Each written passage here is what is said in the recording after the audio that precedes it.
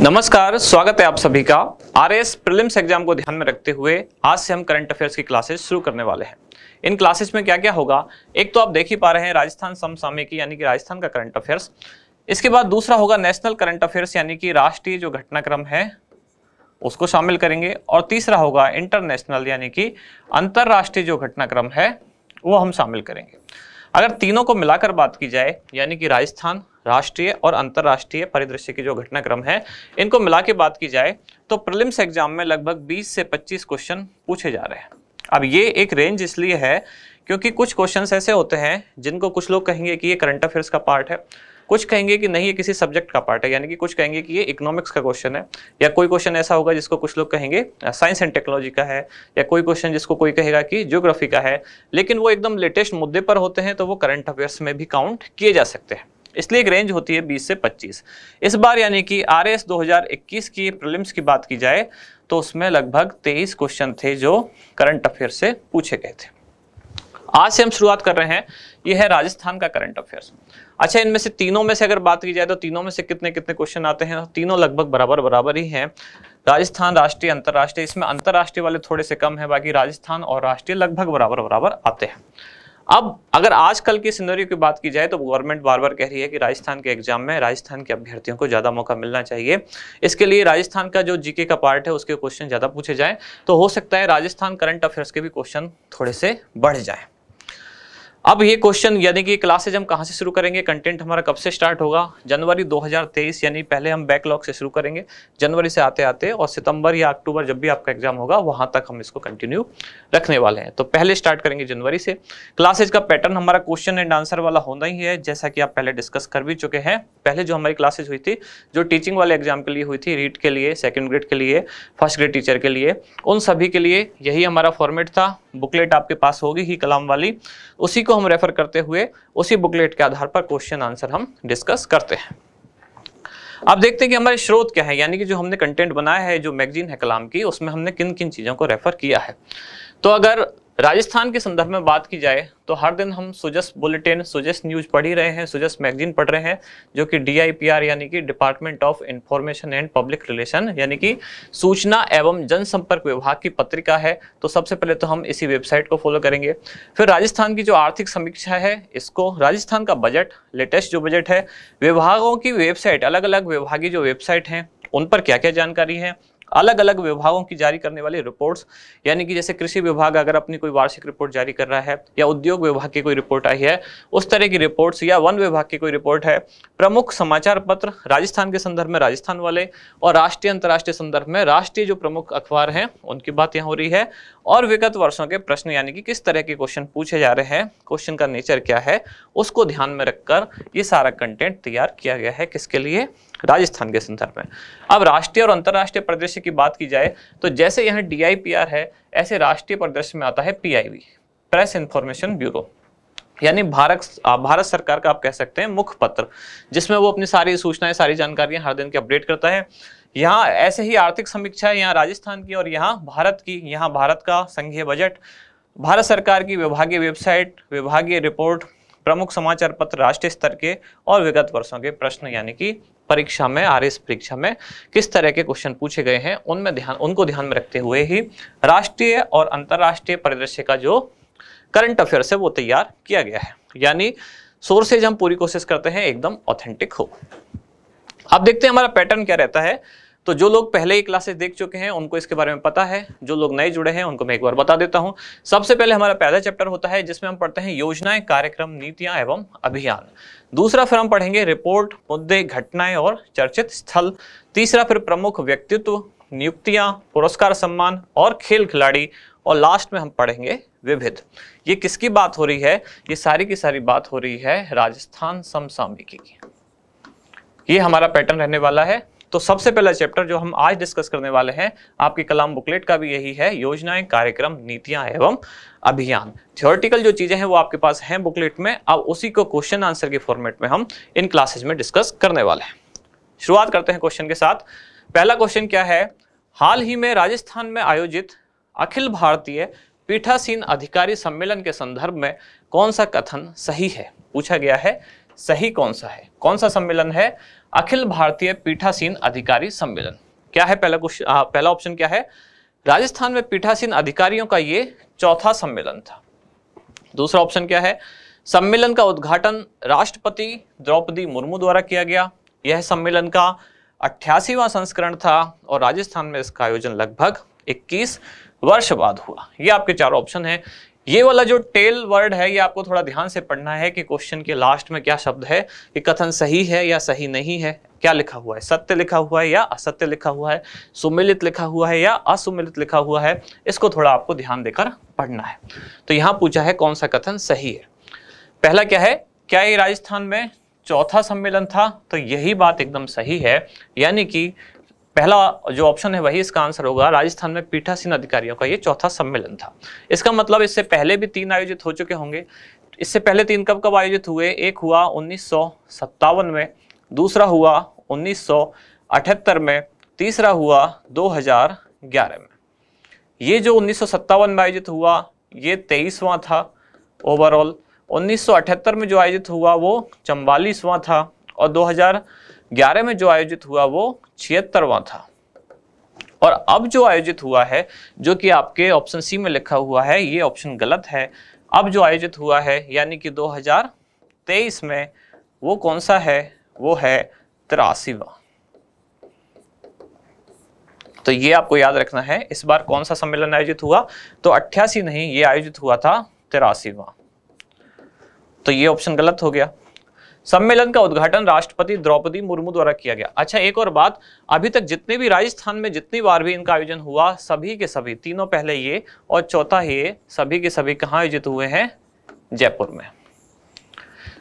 इसको हम ऐसे भी समझ सकते हैं क्योंकि पीठासीन अधिकारियों का सम्मेलन है और राजस्थान में विधानसभा कहाँ है, तो राजस्थान में जयपुर में विधानसभा है, राजधानी जहां है वहीं सारे पीठासीन अधिकारी यानी कि अलग अलग विधान मंडलों के सदस्य प्लस संसद के जो सदस्य हैं या पीठासीन अधिकारी जो है उनकी बात हो रही है, वो वहीं एकत्रित होंगे जहां राजस्थान में विधानसभा है और वो कहाँ है, जयपुर में। यानी इससे पहले जो 3 सम्मेलन आयोजित हुए वो भी कहाँ हुए थे, जयपुर में, और अब ये सम्मेलन आयोजित हुआ है चौथा, ये भी कहाँ हुआ है, जयपुर में। तो सारे के सारे कहाँ आयोजित हुए, जयपुर में। अब यहाँ लिखा हुआ है सम्मेलन का उद्घाटन राष्ट्रपति द्रौपदी मुर्मू द्वारा किया गया। क्या ये ऑप्शन सही है, तो ये भी गलत है। तो उद्घाटन किसके द्वारा किया गया, तो द्रौपदी मुर्मू यानी कि राष्ट्रपति द्वारा नहीं, बल्कि उपराष्ट्रपति कौन है, जगदीप धनखड़, और इनके साथ साथ जो लोकसभा के अध्यक्ष हैं कौन है, ओम बिरला। इन दोनों के द्वारा इसका उद्घाटन किया गया। पीठासीन अधिकारियों का सम्मेलन था, तो जो संसद के दोनों सभापति कह सकते हैं आप, एक उच्च सदन के और एक लोकसभा के अध्यक्ष जो है, इन दोनों के द्वारा ही उद्घाटन किया गया, यानी कि राष्ट्रपति द्वारा उद्घाटन नहीं किया गया। तो ऑप्शन बी भी गलत है। अब कहा गया राजस्थान में इसका आयोजन लगभग 21 वर्ष बाद हुआ।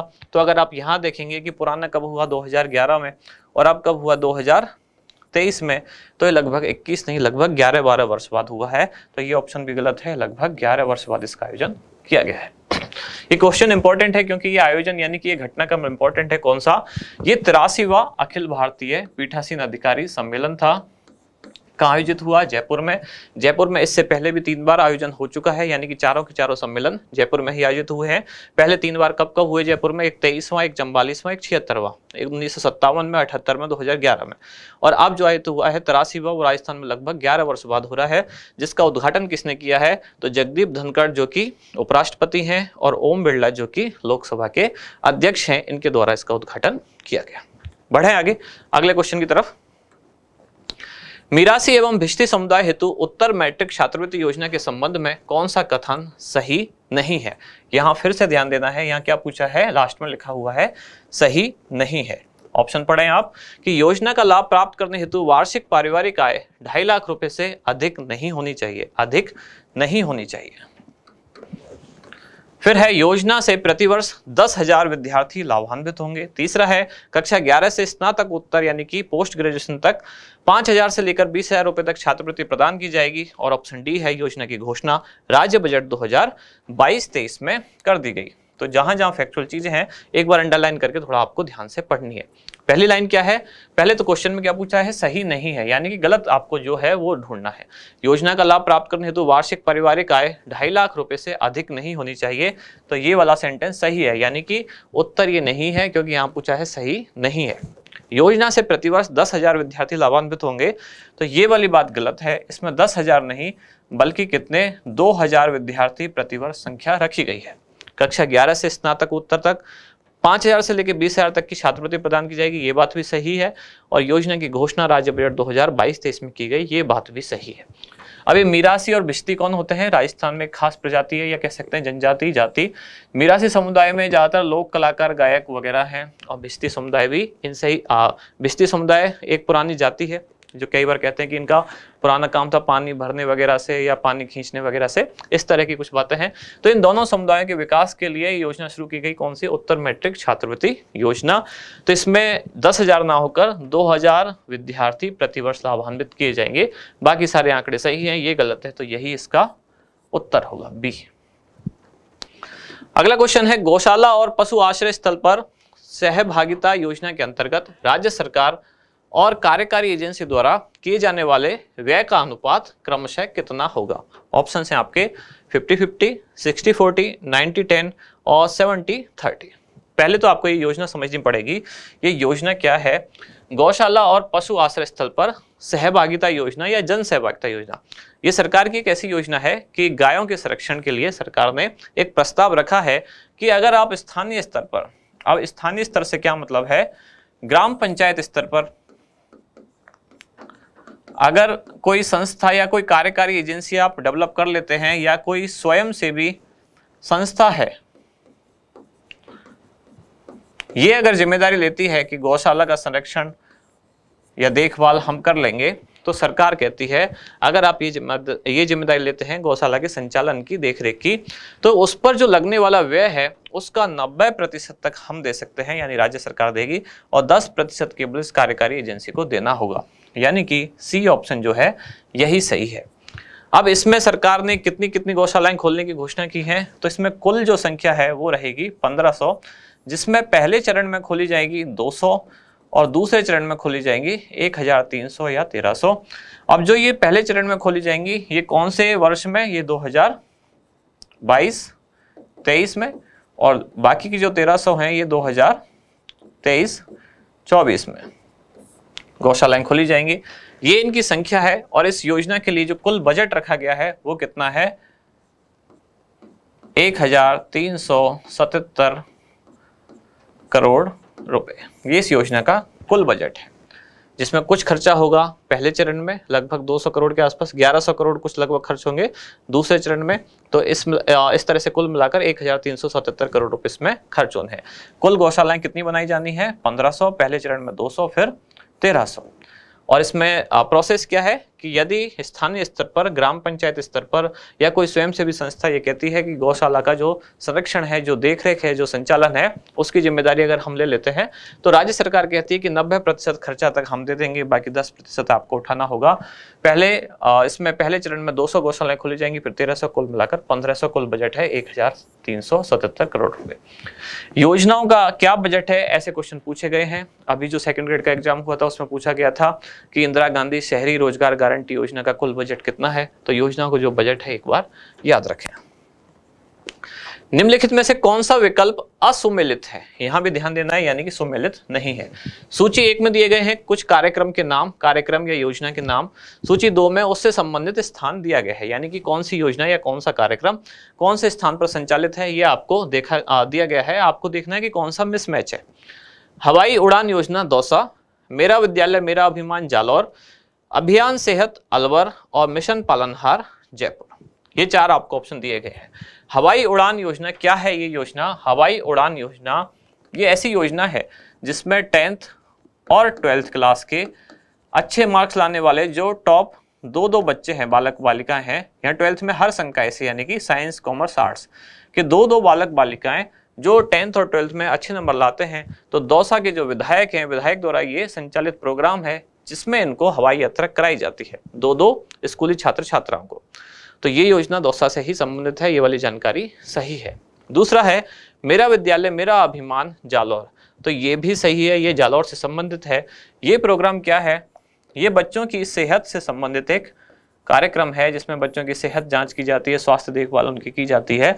किस दिन किया जाता है ये, शनिवार को, जिस दिन होता है नो बैग डे, इस दिन विद्यालयों में कार्यक्रम संचालित है। फिर है अभियान सेहत, ये अलवर से, तो ये भी ऑप्शन सही है, यानी कि अलवर जिले में जो 18 वर्ष तक की आयु के बच्चे हैं, 18 वर्ष तक, उन सभी की स्वास्थ्य देखभाल से संबंधित कार्यक्रम है कौन सा, अभियान सेहत। फिर है मिशन पालनहार, तो अगर ये 3 नहीं है तो सीधी सी बात है यही इसका उत्तर है, लेकिन अगर ये जयपुर से नहीं है तो ये कहां से संबंधित है, मिशन पालनहार संबंधित है डूंगरपुर से। क्या है मिशन पालनहार, तो ऐसे व्यक्ति या ऐसे बच्चे व्यक्ति जो भी इसमें आ सकते हैं, शामिल हो सकते हैं, वैसे तो बच्चे ही कहेंगे उनको क्योंकि ये 0 से लेकर 18 आयु वर्ग तक के बच्चों के लिए ही है। तो मिशन पालनहार का उद्देश्य ये है, ये डूंगरपुर में जो चलाया जा रहा है उसका उद्देश्य ये है कि जो पालनहार योजना की जो कंडीशंस हैं उनको फुलफिल तो करते हैं, यानी कि योजना के तहत वो पात्र तो हैं लेकिन उनको योजना का लाभ नहीं मिल पा रहा है, तो ऐसे बच्चों को पालनहार योजना से जोड़ा जाए, इसके लिए एक मिशन संचालित है। कौन सा, मिशन पालनहार, जो कहाँ संचालित है, डूंगरपुर में। अब आपको इतना याद रखना है, हवाई उड़ान योजना दौसा से संबंधित है, वहां के विधायक द्वारा संचालित है, जिसमें बच्चों को यानी 10th और 12th पास 2 बालक बालिकाओं को हवाई यात्रा कराई जाती है। मेरा विद्यालय मेरा अभिमान, ये सेहत से संबंधित कार्यक्रम है, जालौर जिले में संचालित है, और विद्यालय में शनिवार को यानी जिस दिन नो बैग डे होता है उस दिन ये कार्यक्रम संचालित होता है। अभियान सेहत अलवर से संबंधित है, 0 से 18 वर्ष की जो आयु के बाद बच्चे हैं उनकी स्वास्थ्य देखभाल की जाती है, और मिशन पालनहार जयपुर से नहीं डूंगरपुर से संबंधित है। आगे है, हाल ही में राजस्थान सरकार द्वारा देवनारायण जयंती पर राजकीय अवकाश घोषित किया गया, भगवान देवनारायण के संबंध में कौन सा कथन सही नहीं है।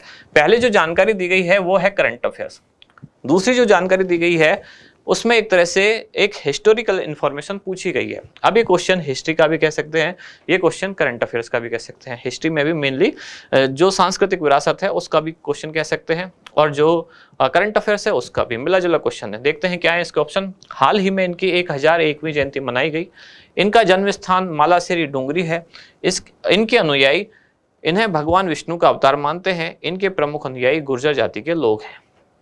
तो क्या इनकी 1001वीं जयंती मनाई गई, ये एकदम मतलब बिल्कुल ही फैक्चुअल सी इंफॉर्मेशन है, तो यही जानकारी गलत है, यानी कि 1001वीं नहीं बल्कि 1111वीं जयंती इनकी मनाई गई। जन्म स्थान मालासेरी डूंगरी है, सही बात है। कहाँ है ये, तो ये भीलवाड़ा के आसींद में ये है, आसींद भीलवाड़ा। फिर इनके अनुयायी इन्हें भगवान विष्णु का अवतार मानते हैं, सही है। तो भगवान शिव भी लिख सकते थे यहाँ ऑप्शन में, तो शिव के नहीं विष्णु के अवतार इनको माना जाता है। प्रमुख अनुयायी गुर्जर जाति के लोग हैं, तो ये बात भी सही है। क्वेश्चन चर्चा में क्यों है, क्योंकि अभी अभी राज्य सरकार द्वारा इनकी जयंती पर राजकीय अवकाश घोषित किया गया है, और प्रधानमंत्री भी अभी वहां होके आए हैं जहां इनका जन्म स्थल है, वहां इन्होंने कार्यक्रम को संबोधित किया। प्रधानमंत्री मुख्यमंत्री दोनों इंटरेस्ट ले रहे हैं, इसलिए क्वेश्चन इंपॉर्टेंट हो जाता है। ऐसी एक घटनाक्रम पहले हुआ था, कौन सा, मानगढ़ धाम, वहां भी प्रधानमंत्री आए मुख्यमंत्री गए, तो वहां से क्वेश्चन पूछ लिया गया। सीटी एग्जाम में शायद वनपाल या वन रक्षक में भी पूछा गया, तो ऐसे हो सकता है अब देवनारायण जयंती पर पूछ लिया जाए। राजस्थान का पहला कृषि महोत्सव निम्नलिखित में से कौन से स्थान पर आयोजित किया गया। ऑप्शन है आपके जयपुर, उदयपुर, जोधपुर या कोटा। राजस्थान की कोई भी चीज जो राजस्थान में पहली हो रही है वो एग्जाम के पॉइंट ऑफ व्यू से इंपॉर्टेंट हो जाती है। तो पहला कृषि महोत्सव कहाँ आयोजित किया गया, कोटा में आयोजित किया गया। कोटा के जो सांसद हैं और अभी जो लोकसभा के अध्यक्ष हैं ओम बिरला, उन्हीं के द्वारा इसका उद्घाटन किया गया। तो एक तो भारत सरकार का कृषि मंत्रालय भारत सरकार, और दूसरा राजस्थान सरकार, इन दोनों के द्वारा संयुक्त रूप से इस कार्यक्रम का आयोजन किया गया। अगला क्वेश्चन है, जयपुर लिटरेचर फेस्टिवल 2023 के आयोजन के दौरान कन्हैयालाल सेठिया पुरस्कार किसे प्रदान किया गया। पहली बात तो यह है कि जयपुर लिटरेचर फेस्टिवल जयपुर में ही आयोजित होगा, नाम है जयपुर के आमेर में होटल क्लार्क्स जो है वहां इसका आयोजन किया गया। अब इसका आयोजन कब किया गया, तो इसका आयोजन किया गया जनवरी 2023 को इसका आयोजन किया गया है। अब इसमें आपसे पूछा गया है कन्हैयालाल सेठिया पुरस्कार किसे प्राप्त हुआ। तो पहली बात तो ये वाला जो कन्हैयालाल सेठिया पुरस्कार है इसका क्रम है 8वां। इस बार जो कन्हैयालाल सेठिया पुरस्कार दिया गया जयपुर लिटरेचर फेस्टिवल में, वो 8वां कन्हैयालाल सेठिया पुरस्कार था। अब बाकी के जो ऑप्शन है इनको भी देख लेते हैं कौन कौन है। पहली बात तो इसका उत्तर है के सच्चिदानंद, इनको दिया गया कन्हैयालाल सेठिया पुरस्कार। इरशाद कामिल, इनको भी इसी फेस्टिवल के दौरान कौन सा अवार्ड दिया गया? द्वारका प्रसाद अग्रवाल। द्वारका प्रसाद अग्रवाल अवार्ड किसको दिया गया? इरशाद कामिल। बॉलीवुड से संबंध है इनका। डेजी रॉकवेल, इनको कौन सा अवार्ड दिया गया? वीणा पुरस्कार।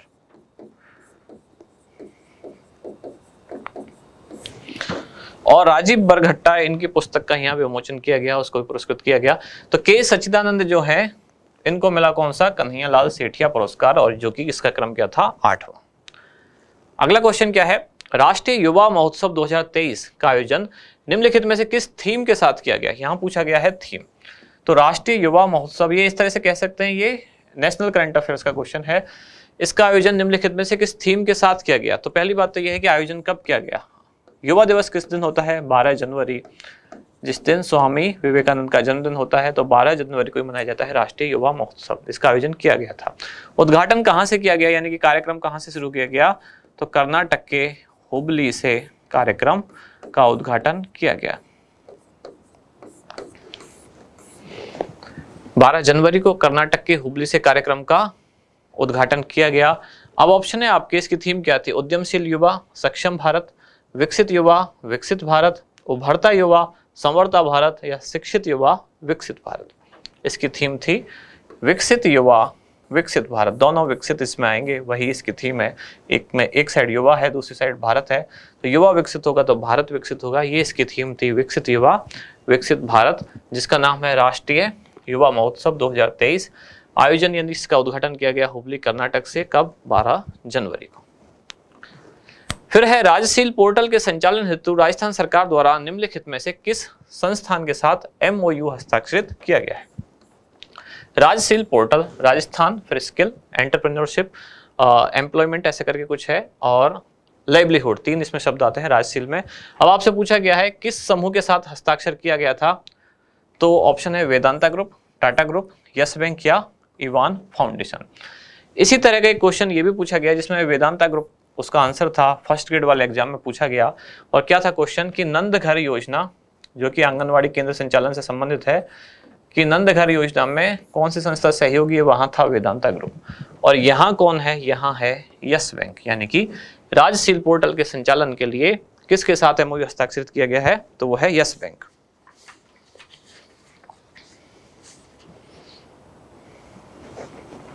बढ़े आगे। लास्ट है 10वें जयपुर अंतरराष्ट्रीय फिल्म फेस्टिवल के दौरान निम्नलिखित में से किसे लाइफ टाइम अचीवमेंट अवार्ड से सम्मानित किया गया? कौन सा फेस्टिवल है? 15वां। क्वेश्चन नंबर 10 है, मैंने 10वां बोल दिया, क्वेश्चन नंबर 10 है। और ये जो फेस्टिवल है ये है 15वें जयपुर अंतरराष्ट्रीय फिल्म फेस्टिवल के दौरान निम्नलिखित में से किसे लाइफ टाइम अचीवमेंट अवार्ड से सम्मानित किया गया? ऑप्शन है आपके अपर्णा सेन, इरशाद कामिल, डेजी रॉकवेल, या के सच्चिदानंद। ये तीनों नाम तो हमने अभी पढ़े हैं एक क्वेश्चन पहले। इरशाद कामिल जिनको द्वारका प्रसाद अग्रवाल, द्वारका प्रसाद अग्रवाल अवार्ड मिला, डेजी रॉकवेल को वीणा पुरस्कार, के सच्चिदानंद को 8वां कन्हैयालाल सेठिया पुरस्कार। तो क्या बचा ऑप्शन? अपर्णा सेन। अपर्णा सेन का संबंध कहाँ से है? जयपुर से ही है। ये भी फिल्म डायरेक्टर हैं, स्क्रिप्ट राइटर भी है, यानी कि निर्देशक हैं, पटकथा लेखिका भी है। तो ये 10वां यानी कि आज की क्लास का लास्ट क्वेश्चन यहाँ समाप्त हुआ। अच्छा, राजशील वाली जो मैं बात कर रहा था ये है स्किल, एम्प्लॉयमेंट, एंटरप्रेन्योरशिप, लाइवलीहुड। राजशील में क्या है? राज मतलब Rajasthan, S for skill, employment, entrepreneurship और लाइवलीहुड। ये राजशील पोर्टल है जिसके लिए यस बैंक के साथ समझौता किया गया है।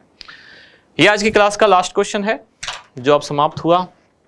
अभी आज से हमने शुरुआत की है जिसमें मेनली अभी हम पहले करेंगे राजस्थान का करंट अफेयर्स। जो लोग पहले ये क्लासेस देख चुके हैं उनके लिए काफ़ी चीज़ें समझना आसान होगा, यानी कि उनको पैटर्न पता है तो उस तरह से चीज़ें आपको पढ़ना आसान होगा। अगर आपके पास कलाम वाली बुकलेट है तो आप एक दिन उसको पहले ज़रूर पढ़ें ताकि आपको और ज़्यादा अच्छे से समझ में आए। तो आज की क्लास रखते हैं यहीं तक, आप मिलते हैं कल अगली क्लास में। धन्यवाद।